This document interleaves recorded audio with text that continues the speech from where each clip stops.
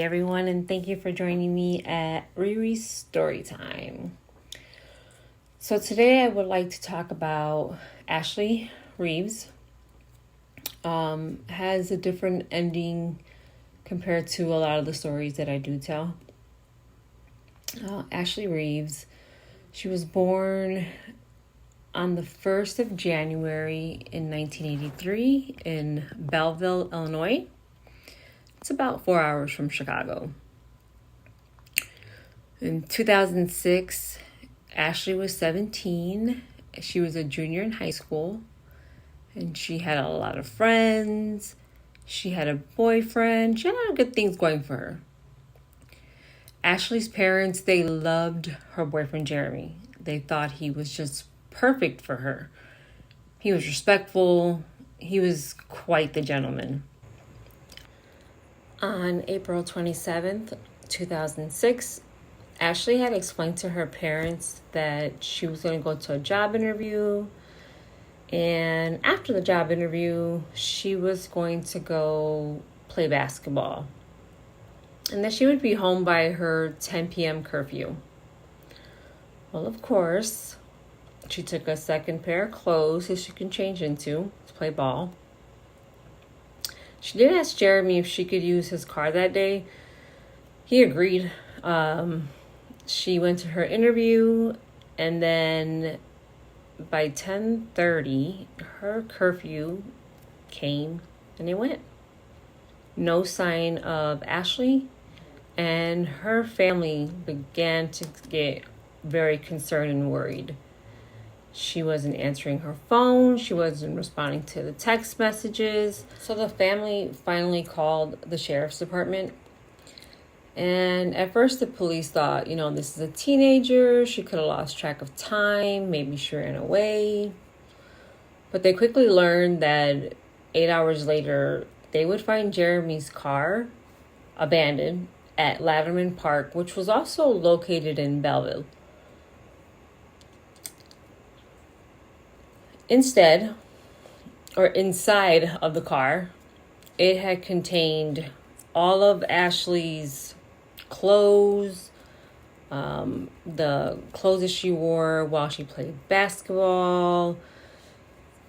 And at this point, they officially made her a missing person.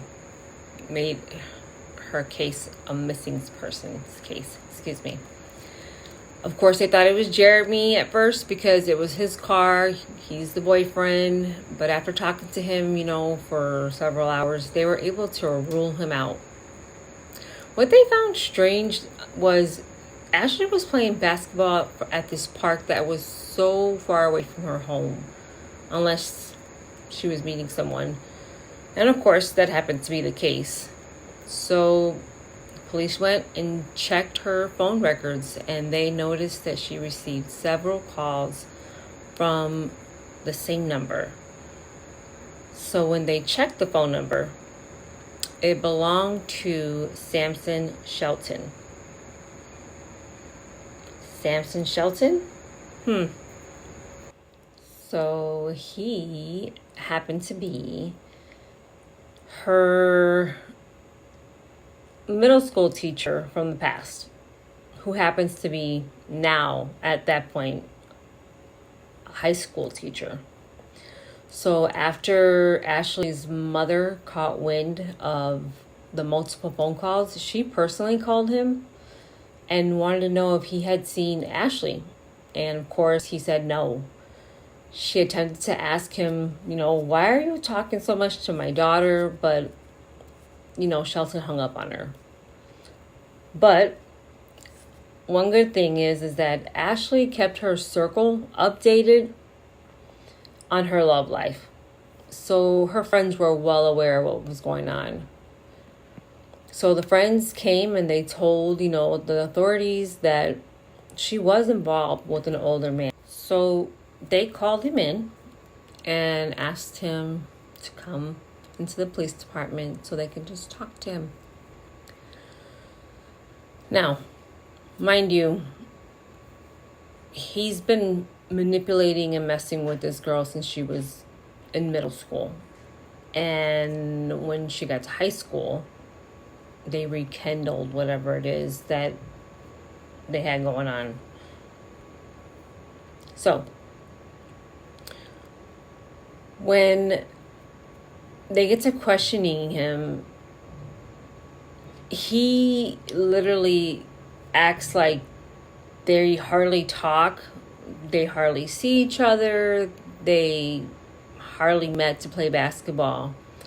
But of course, the police drop the bombshell and told him, we know that you're... His face was like... Of course he changed his story. He tried to make it look like Ashley was this obsessed teenager who was calling him every day, every night, and he was avoiding her like the damn plague. He was just hoping she would get the message and try to paint this picture of her that, it was just her. But the police, they pretty much knew he was lying, so they kept drilling him. And he finally, after 12 hours, said that he, not only was he sexually active with her, but that he was with her the day she went missing. So he doesn't tell the complete truth at that point. So he's going to say that him and Ashley were in the car and they were on a ride and they started arguing because he told her he didn't want to be with her anymore. So supposedly she just snapped. So he says he reaches over, he unfastens her seatbelt and pushes her out of the car and claims that he just left her on the side of the road and went home. She was alive. And kicked her out the car. Records would show that after he supposedly did that, he went to a bar and he went dancing. He went on his happy way. At this point, the police were like, what in the world? So they, the police, they kept pushing. Finally, 12 hours later, he finally told the truth and admitted to what he did to Ashley. Now, mind you, on the side, on his spare time, he was a pro part-time wrestler. So he ended up putting Ashley in a chokehold. And he says he recalled this loud popping sound. And in his mind, he's thinking he snapped her neck. So, of course, he panicked. So he states he dragged her body into the woods. And then when he got to the woods, he started to strangle her. He noticed, so he notices that, after strangling her with his, bare hands, he still sees that she's breathing. So he takes his belt off and he wraps it around her neck and he's literally pulling it while he has his foot up and he's pulling and the belt snapped. At this point, in his mind, he just left her. He left her and he did go to the bar to go dancing. You just killed someone. Line dancing sounds fun. Said nobody. Now at this point, it has been over 30 hours. And he finally agrees to show police where Ashley's body is. Now mind you, it's already dark outside, but they're going to go anyway. And at first, it felt like he was taking them on this wild goose chase. They were checking here, checking there, checking everywhere, and they couldn't they couldn't find her body. And right before they were going to give up, one of the detectives saw Ashley's lifeless body. And at this point, the detectives, they felt their hearts just get heavy because they didn't come soon enough.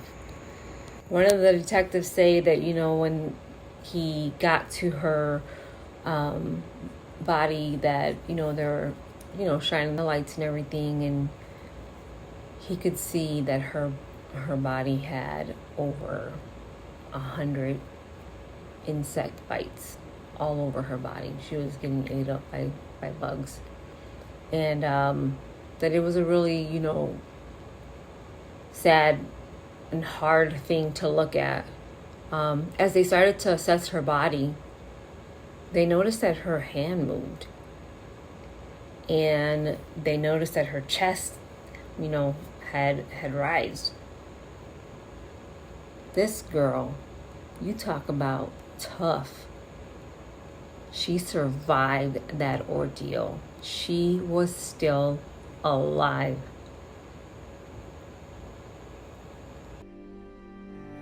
Keep breathing. Get EMTs. Get EMTs. Ashley, can you hear me? Can you see my light, Ashley? Can you see that? Can you talk to me? Can you talk to me? Can you talk, Ash?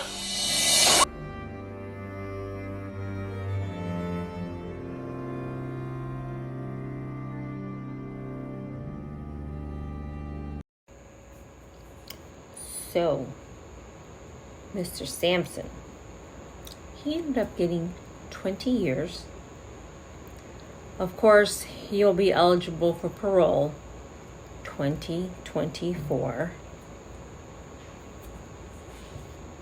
And so I almost left out this really, really crucial part of the video. Once this Rudy Poo admits everything, this is what he's concerned about. This is what he asked. I feel like a little private toilet because I can't pee when there's people around because my urinary stress disorder. Yeah, I don't know. Okay. Well, I'll tell them that that's what you want, but I don't know if they'll be able to do that. I'll be miserable if I can't pee. Yeah. Miserable if he can't pee. Bastard. You got some fucking nerve. This story, to me, it's sad that you literally have to be careful who you have your children around. Even the school faculty, apparently. But it has a happy ending. And I know that as Ashley was physically able to bounce back, mentally, that's a whole nother story. But her and Jeremy ended up staying together. They ended up getting married and having 2 children together. And they're together till this day. So that's, I think that's awesome. And I'm glad that, for her well-being. At any rate, thank you so much for taking time out of your day to listen to my story. Again, if you can, like your girl, the subscribe button down below. Hit it, subscribe, like, follow, whatever it is you have to do. This video is brought to you by Alani Productions.